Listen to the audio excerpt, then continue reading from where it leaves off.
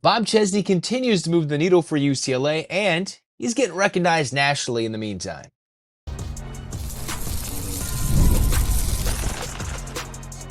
You are Locked On UCLA, your daily podcast on the UCLA Bruins. Part of the Locked On Podcast Network, your team every day.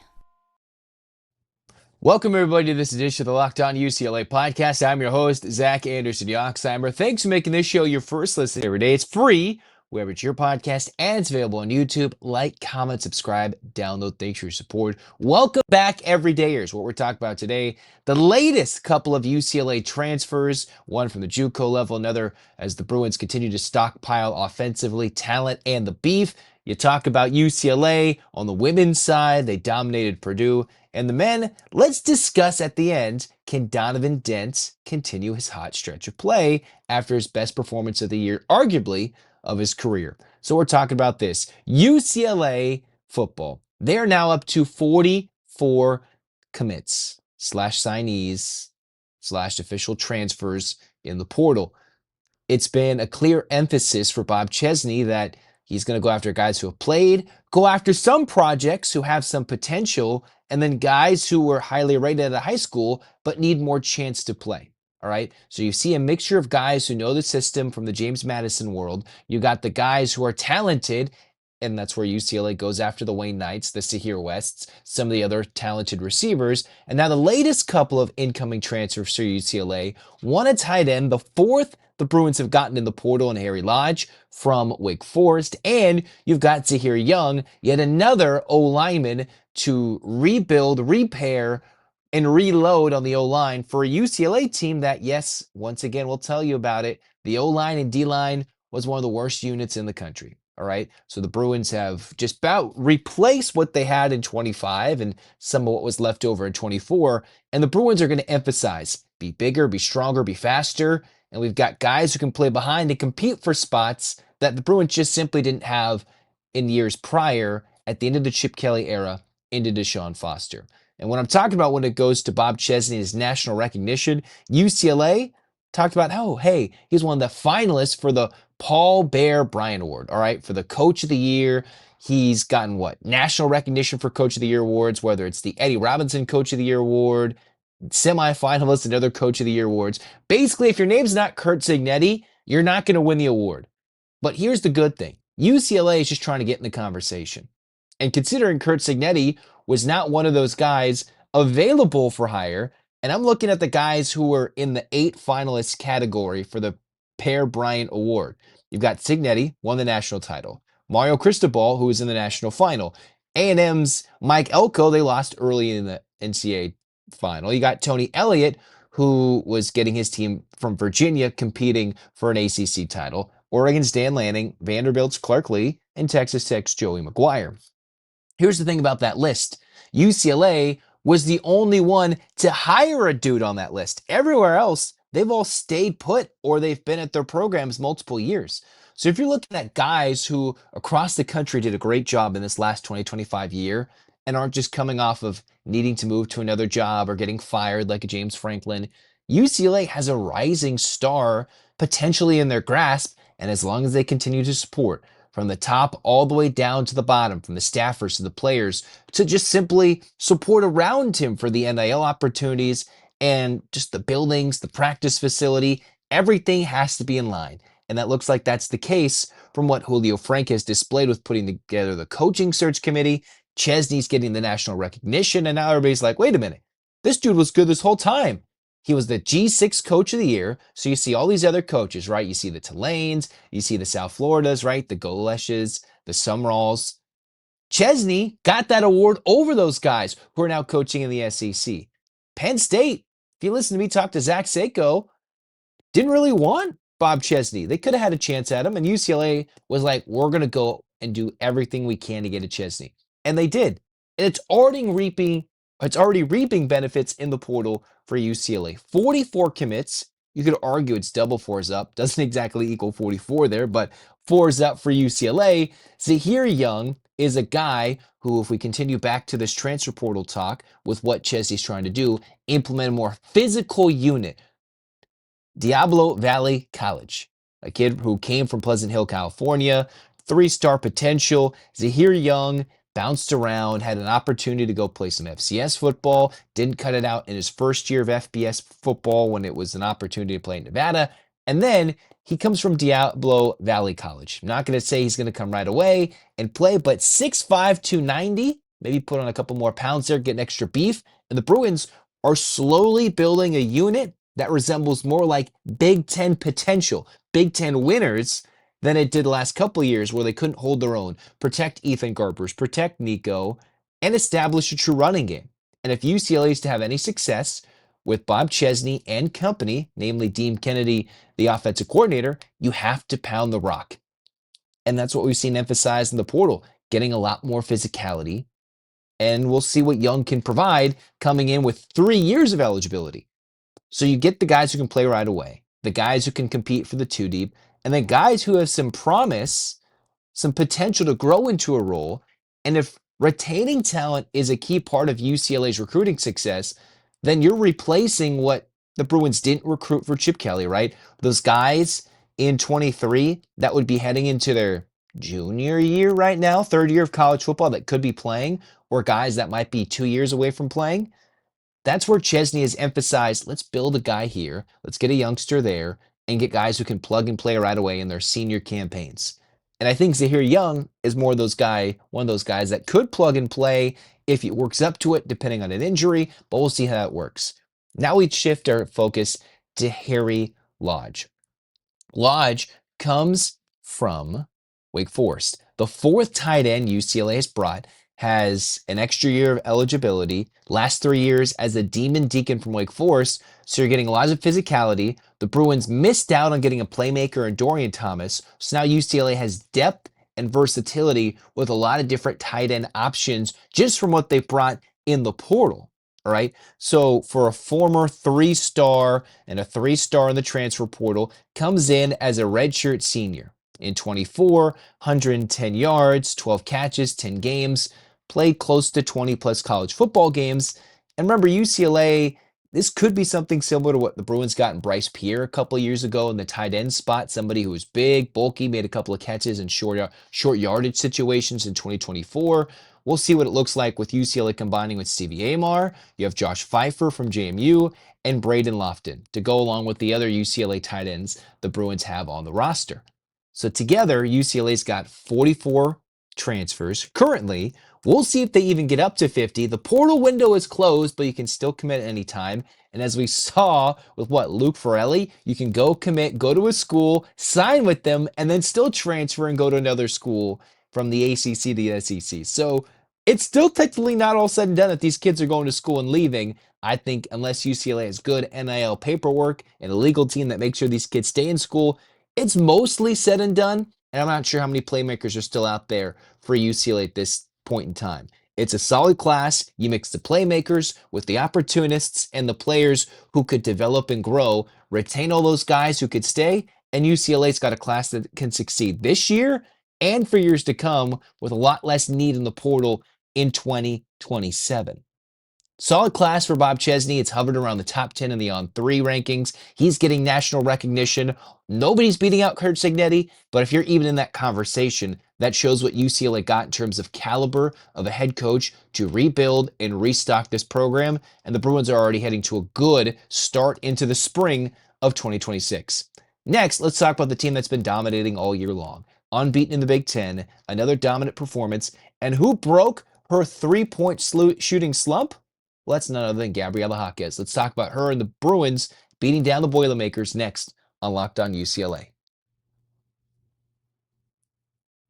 Tax season doesn't have to take over your life. This year, TurboTax is making it easier than ever just to hand things over and move on with your day and your life for the time being. With TurboTax Full Service, you can have your taxes done for you by a trusted local expert start to finish without the stress or the guesswork. Think about it. Tax day, the season, it's coming up pretty soon, so you're going to want to have somebody and have something ready to go. Instead of spending hours trying to figure out your forms, your W-2s, all that stuff that we might be confused about, you want to make a mistake, TurboTax has a local expert in person or one you can get connected with online. They'll handle all those W-2s, the self-employed forms. Maybe you're mixing and matching like I am. Well, that's what TurboTax is for. A huge time saver and gives real peace of mind without knowing and with knowing that an expert's handling it and without needing to make the mistakes yourself. Don't do that. Let somebody else handle that. For a limited time, you can have your taxes done by a local TurboTax expert for just $150 all in. TurboTax expert that will get you, if you didn't file last year, file by February 28th. Take taxes off your plate and get back to your life. Visit turbotax.com/local to book your appointment today. Cruising on here in Locked On UCLA, we're talking UCLA women's hoops. The Bruins, well, they got the job done. A day after the men came back to beat Purdue, the Bruins beat down a Boilermaker squad that's just over 500. A beatdown that was expected to come along, and they treated it like such. UCLA is kind of in this countdown mode on the women's side until they get to play Michigan. Maybe Iowa could even rank as a big time opportunity for UCLA at home. But the UCLA-Michigan game on February 8th is the next time the Bruins, in my mind, will be tested whatsoever and once again can compare themselves to UConn, the true team everybody's contending against this year for a national title. Let's get to the numbers. UCLA destroyed Purdue, 96-48. Right off the jump, the Bruins are up 14, 22-8, extended that lead by another 12 at the break, and you're like, dude, this game was never a game. And it wasn't. And when it came to the fourth quarter, UCLA still outscored the Boilermakers by another 18-20, holding Purdue to under 50, while the Bruins almost eclipsed 100. Looking at UCLA stars, it was Gabriela Jaquez. Jaquez came in 25 points, couple of assists, 3 steals, 4 boards, and was 10 of 11 from the floor. That's about as efficient of a night, as dominant of a night as you're going to see by anybody in a UCLA uniform. On a team that's got Lauren Betts, on a team that's got Kiki Rice, Charlize Ledger-Walker, who once again was knocking down her threes. You had Gianna Neepkins, who comes in to be a three-point sniper. And it's Jaquez that stands out above the rest. All the rest of the starting five, you could argue, could be for better postseason recognition, better important parts of what built this squad. But Jaquez, who has built her time from role player off the bench to key player in the starting lineup, can do just about everything. Jaquez, in a 4-game stretch in the middle of the season, dating back to the New Year's Eve game against Penn State, Jaquez had a 4-game stretch where she went 0 for 9 from 3. At the time, she was one of the Big Ten leaders in three-point shooting percentage, not by volume, but by percentage. And the last couple of games, quietly against Maryland, got back to it, 2 of 3. And in this game against Purdue, 3 of 3 from downtown. She's 5 of 6, and you don't see her trying to force it. There are bigger, more important three-point shooters on this roster. Charlize has now added her name to that list.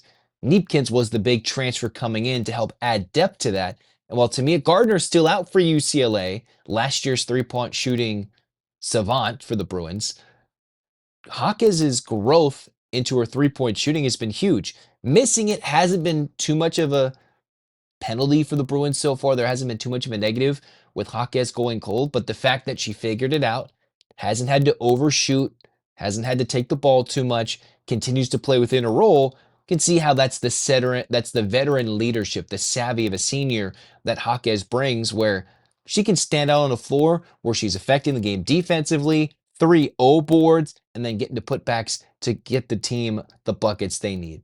Now, obviously, the big name, one of the top 2 picks in the upcoming WNBA draft or wherever she's going to go play pro, you have Lauren Betts, another double-double. 16 points, 10 rebounds, 5 assists, 3 blocks, 3 steals. It's just amazing how she goes underrated.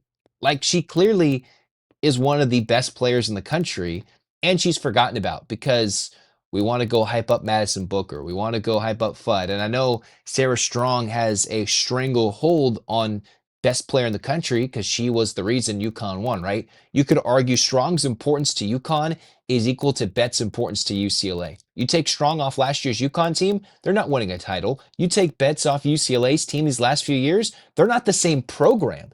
It was game-changing that Stanford lost Betts to UCLA. Stanford has not been the same since Betts has gone to UCLA, and Close has built this team from a good team to a national contender the last 3 years running. That they almost underachieved, right, in her first year at UCLA. Arguably underachieved in the Final Four against UConn. And anything less than a national championship game run would be an underachievement. That's how much Betts means to UCLA. That a casual double-double with 5 assists and for the reigning National Defensive Player of the Year to have 3 steals, 3 blocks, it's remarkable. That just goes undersold week in and week out. Kiki Rice seems to be in a bit of a slump. She still put in a double-double, 15 points, 10 rebounds. It's the shooting numbers from the field that worried me a little bit. 3 of 9, she's making a 3 of 10 performance, hitting all her free throws, which is key because if she can cut to the hoop, get to the free throw line, draw fouls, it's huge for UCLA later in the season when maybe they go against Texas again in a Final Four or South Carolina. And when they didn't get any free throws against the Longhorns the first time, I think a neutral site, a game with a lot more of a national audience watching in the Final Four in the tournament than it was on a Thanksgiving Eve game early in the morning, the Bruins are going to get those whistles, and you're going to have to make your free throws. And that's what I think the slashing Kiki Rice can do, that even on an off night, she doesn't have to carry the load. That's why Charlize Ledger-Walker can help with the assist numbers, 4 assists, 15 points, 5 of 7 from 3. She's always had this. She's now unlocking it, and I think now she's got, for lack of a better term, her sea legs under her, right? She's finally conditioned to the point where taking a year off, got the 3-point shot down, trying to rebuild her arsenal after missing more than a year of basketball. Great to see her back and knocking down the 3, where she can do more than just that, but doesn't have to unleash every weapon just yet on the court until she needs to. Gianna Kneepkens, easy 4 of 6 from 3, 14 points. She could be averaging 22 points per game if she wanted to. Any place in the country would be one of the leading scorers and comes to UCLA and is quietly just that 3-point assassin. She's going to be needed probably later in the tournament, but right now, slowly keeping that average up. And even though Jaquez had the early numbers and the early eyes on her 3-point shooting, it's Kneepkens who, I wonder what happens when you have Kneepkens and Gardner on the court at the same time, because you're going to have to just give up a one-on-one matchup or an open shot potentially. Or if you guard those shooters, that means you can't double team Betts, lead slashing options for Kneepkens, for Ledger-Walker, or for Kiki Rice. That would be a dynamic lineup if you could have all that shooting in at once, eventually when Gardner's healthy. You look at the bench, you had Sanda Betts get some minutes there, 18 minutes, 6 points, 3 of 9 for the youngster, but just her presence and her ability to affect the rebounding when she gets the opportunity to will be huge later in the tournament. You look at Dugalich, not one of her more impactful games offensively, but it seems like if there is a ranking top 15 or above next to that team they're playing, Dugalich is going to go 3 for 5 and have 12 or 14 points, 3 for 5 from the 3-point land. When it's anybody else, that's when everybody else does all the scoring. So Dugalich has been a great asset for the Bruins on the bench, where earlier in the season, they're playing 6. Until Betts got healthy, until Gardner got healthy. The depth on this team is not like last year in terms of how many players they could play. The skill, the talent is much better, but the depth in terms of what you would use, right? London Jones would comp the bench time at times. You had Janiah Barker, who is Tennessee's arguably best player, second best player, was UCLA's 6th player off the bench. First person off the bench, 6th player. So I wonder what's it going to look like once they get a full complement of players running for a national championship. All in all, a game where UCLA was red hot from 3, 13 of 22. Everybody was knocking them down. 53% from field, 59% from downtown. It's just casual dominance. Next time the women will be in action, though, they'll take on Northwestern on a Sunday matinee. This will be the first time UCLA plays Northwestern as a conference foe in the regular season, right? Last year's game was canceled because they forfeited. They didn't want to travel with the LA Fires. So UCLA and Northwestern will actually face off in the Big Ten conference season for the first time as conference foes. Should be a dominant game. UCLA's trip to Illinois should be 2 easy wins going to Champaign and then going to Evanston. Well, you never know. I hope they win those games both by 25. And still, Iowa will be intriguing when they play February 1st. It's just that February 8th game against Michigan in Ann Arbor, where us as UCLA fans and people who watch both teams, the men's and the women, be back-to-back weekends where both teams will be playing in Michigan with potentially season-altering games on the line. yes, the women will be deep into March, but how they play against Michigan will be how they analyze them in placing them in the tournament. If they dominate Michigan, unlike what UConn did earlier in this year where they let Michigan back in it, that could help UCLA earn the second overall one seed, or they fluctuate between the three and the fourth one seed if they don't dominate. For now, the Bruins continue to project to win all their Big Ten games by wide margins, except maybe that Michigan game, which I hope will be a packed out crowd, and it's on national television, right? It's on Fox. So that'll be a big one in the middle of the day on February 8th. Until then, we'll talk more UCLA women's hoops as the season rolls on. Next, though, let's discuss, is Donovan Dent primed for a breakout after arguably his best game of his career? We'll talk about that next on Locked On UCLA.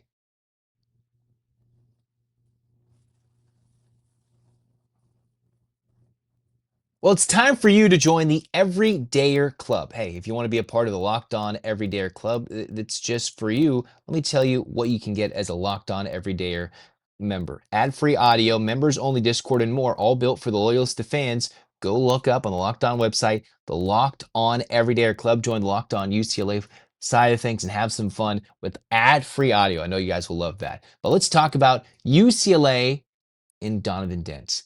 Dent, who is the big man on campus after his legendary performance. It was Bilodeau's shot that won the game, but UCLA scored 69 points in a 69-67 victory over Purdue. Donovan Dent scored and assisted on 54 of the 69 points. That accounted for over 78% of UCLA's offense against Purdue. 78%. That's a game where they had no bench. Cronin wasn't going to anybody. He wasn't taking Dent off the court outside of a very brief moment. You had no Sky Clark, so your best three-point shooting weapon was a stretch four, sometimes stretch five in Tyler Bilodeau. And you're looking at Trent Perry, who did make some threes, but the offense was large in part Donovan Dent either scoring or drawing the pick and roll D that led to pick and pop to open shots for Bilodeau, or in some cases, an open Trent Perry three, with one of UCLA's best scorers and emerging players in Clark out of the lineup since early January against Iowa. Can Dent replicate this? One, let's analyze, was this Dent's game, best game of his career, right? He came in 23 points, 13 rebounds, 3 blocks, and a steal. So he was getting it done defensively, stayed on the court, only had one personal foul, ironically didn't have a lot of rebounds, and earlier in the year, I remember Cronin kind of barking that the guards weren't getting a lot of rebounds. He didn't get many, but that's because EDJ and everybody else was getting rebounds. And mind you, Purdue is big. Mind you, they had Daniel Jacobson, who's 7'4" in the paint. So Dent was facilitating the offense. The only time he had more assists in his career was a game in early 2024, a couple of years ago, when the New Mexico Lobos played at Utah State. He had 15 points, 14 rebounds in that game, which sounds good. A Mountain West battle when you're taking on the Aggies, a Utah State team that seems destined to get to the tournament and be a tough out. That's always important. Not sure it had the same implication of a must-win game at home in front of the biggest crowd, one of the bigger audiences tuning in for UCLA, right? It was one of those games where we're either going to tune out for the rest of the year or you're going to tune in. You win this game, they're in the tournament. Projections model based. You still got to perform, but you get your swing in the door. The door is kept open instead of locked shut. Then you turn in what other big performances Donovan Dent had in recent years. Well, last year, as the best player in the Mountain West, he had a 40-point outing against VCU, a 30-point outing in a close loss to Arizona State, and then he had another, I think, 30-point outing later in the year, or close to it, 33 points in a win at Nevada. So he scored a lot, but it wasn't like he was dishing it out 13 times, accounting for 78% of his team's points. Like, there was nobody else to lead the charge but Dent in this game, who has taken all the criticism, drawn the ire of overhyped, not living it up into the Big Ten, and against the Big Ten's best in Braden Smith, right? You might have heard, oh, Braden Smith banged his hand, he got hurt. Cool. Donovan Dent was playing injured earlier this season, and Cronin's been trying to keep him healthy while having no backcourt running mates, right? Braden Smith has a bunch of guys who can shoot it around him, a lot more so than UCLA. UCLA's best shooter didn't even play in the game. Purdue went ice cold for sure, But UCLA's best player, or at least best scorer, best shooter, was gone. Their best player didn't had any confidence, so much so that he was afraid to shoot the three ball. And you know what he did? He hit a three in the biggest moment of the game. UCLA down 6, a minute and a half to go. He sees an open shot. They sagged off of him, and he drilled it straight on in front of the Purdue defense right in their face. They get the steal, the layup, get another stop, force turnover, open three for the win. And you're like, dude, legendary performance. The question is, can Dent capitalize on such a performance that not only is it just a catalyst for a winning streak, right? The next few games for UCLA are all games where they're winnable. You play Northwestern at home, at Oregon, who's beat up, and the Bruins have had their number in recent years. Still tough to win Eugene.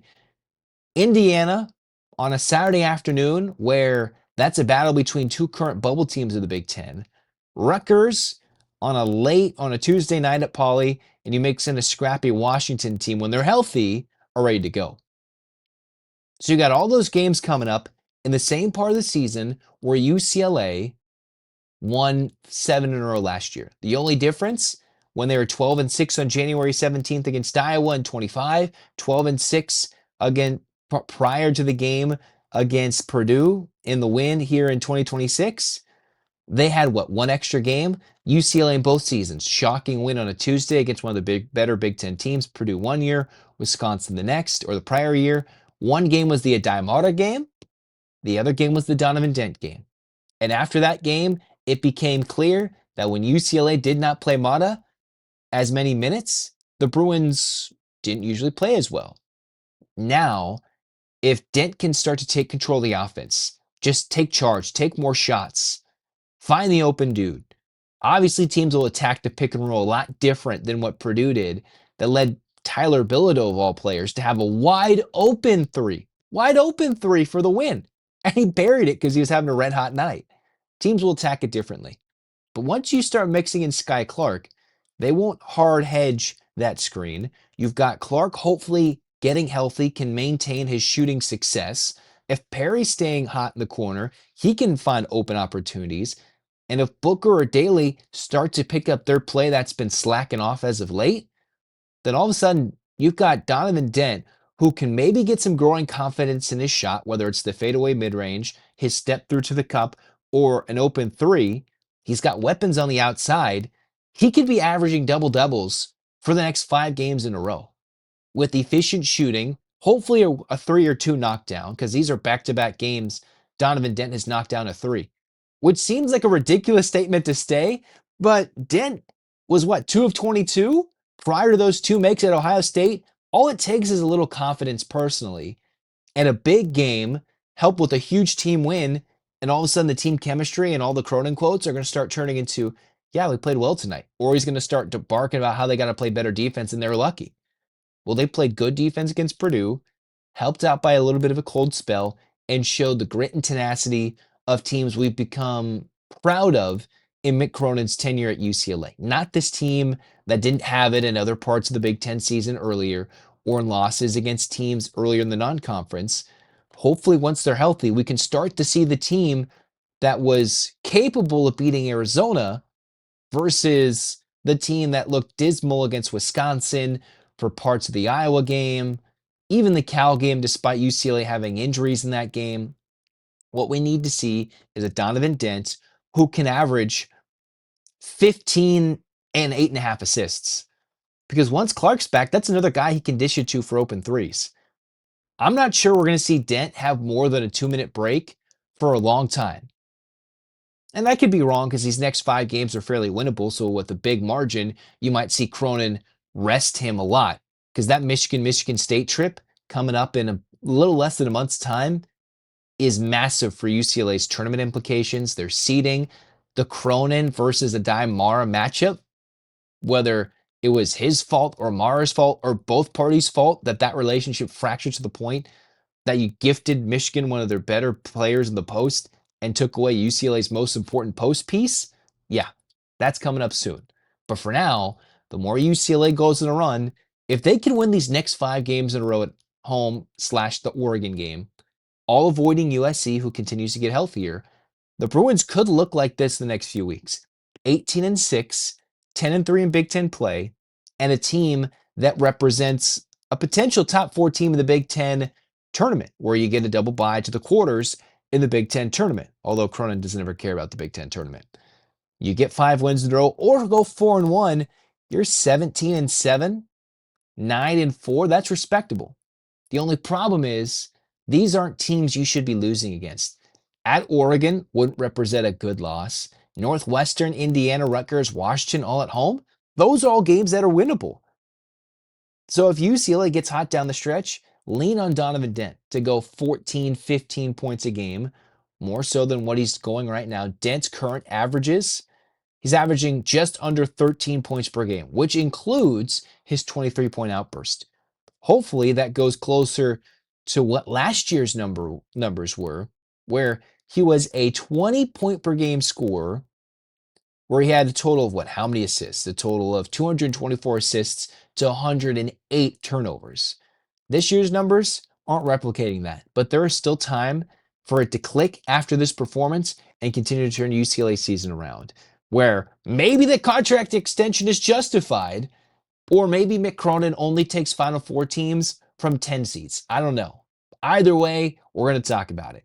Like, comment, subscribe, download. Thanks for your support. We'll talk more UCLA football. We'll preview the weekend for the UCLA men and the women with their weekend matchups coming up. And if any drama comes through with the Rose Bowl, with the UCLA programs at the fall, we'll talk about all that coming up next too. Like, comment, subscribe, download. Join the Locked On Everydayer Club. Ad-free audio. Hit that subscribe button and enjoy. And 8 clap time, baby. And 1, 2, 3, 4, 5, 6, 7, 8. UCLA.